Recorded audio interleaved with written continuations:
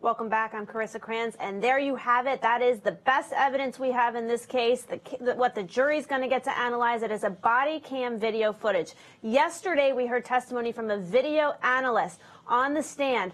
Direct examination, cross-examination, talking about the analytics of the video, the delay in the video, what the video means, and what his professional expert opinion is based on that video. And we're here today to also discuss that in studio and on set. With me is Imran Ansari, criminal defense attorney, and Ashley Willcott, a trial attorney. Let's discuss this video. Unfortunately, we couldn't see the jury and how they're viewing this at this time. And hey, Ashley, nice to see you as well. Hi, Carissa. How do you think that the jury is taking this video? It's not the best quality. You hear the sound and you hear the commotion and you see the commotion. Do you think the jury is taking this as something that is going towards the prosecution's case or against the prosecution's case?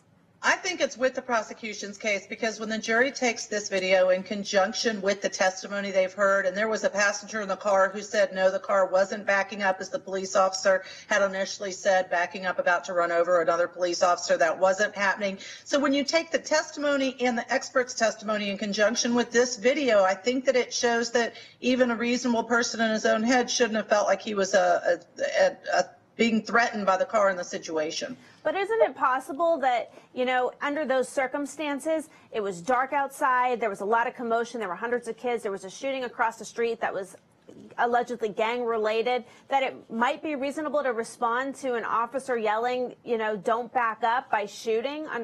Who knows what the officer was thinking? Hindsight's always 20/20. You know, I think that's true, Carissa, but I also think that in this particular case, in spite of all the chaos, because it is chaotic and nobody knows what ends up, and there are guns being shot and it's dangerous, but in spite of that, I don't think there's any justification or policy allowing for a police officer to shoot into a car with people in it while the car is driving away. Imran, what do you think? You're here with me on set. Yeah, no, I fully agree. You know, when you take a law enforcement, they're charged with a heightened responsibility. They undergo training, they undergo firearms training, and they are expected to act in a certain manner when confronted with these sort of exigent circumstances, right? So, you know, the video is really damning to the defense. You see the video, you hear the testimony basically stating that this car was not going towards the other officer. However, you know, that's in direct contradiction to what Officer Oliver stated. So, you know, it's damning video, the testimony is damning, and officers are expected to be in a heightened sense of responsibility in these sort of situations. Okay, and in these situations, okay, we're having some technical things. Okay, I just heard from the control room we have breaking news, and we need to switch gears and go to the Colorado hearing that we are covering here on Law&Crime. Let's take a look.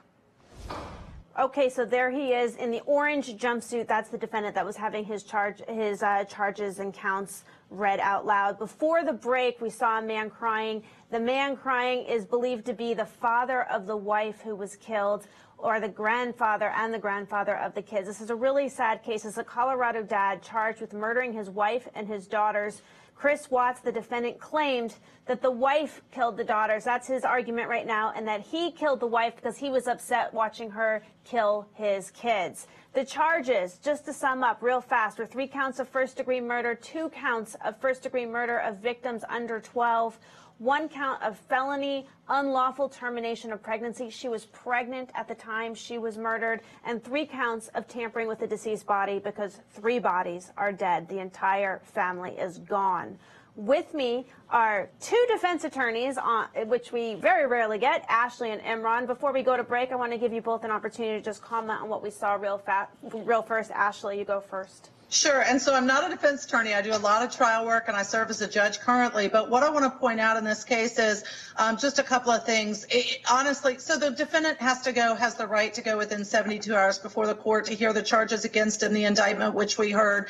Nothing was too surprising. There's no discovery that's been done yet provided to the defense. So they're going to waive the preliminary hearing for now for today's purposes, but maybe ask to have that again. You know, it's such a horrible, tragic case, and I just cannot imagine what kind of defense can be mounted to actually defend this man. I think the prosecution has a fairly good case.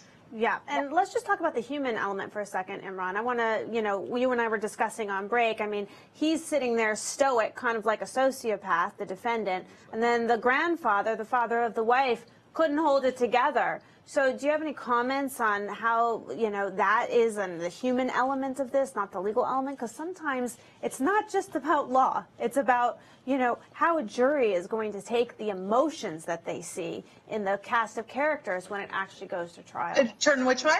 Right. I mean, this case, you're talking about human emotion. This is the case where it's going to be infused with human emotion. It's a tragedy, right? And it's gripping. This story is really gripping the nation, right? So you look at this case. You have a father who is murdering, allegedly, his 2 children and his wife. You can't get a more gripping, emotional story than that. And one thing that I found curious and rather interesting is that the social media aspect of this.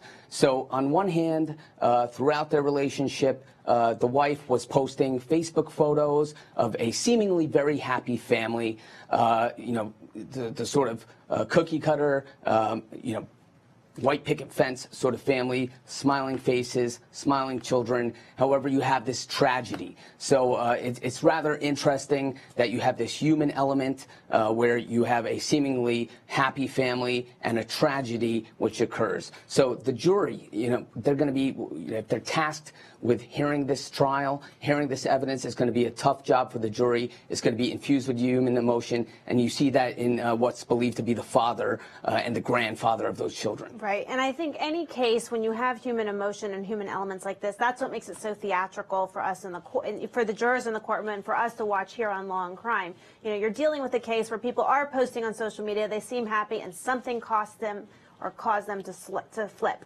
We have to go to a quick break. Stick with us. We'll be right back just in a moment.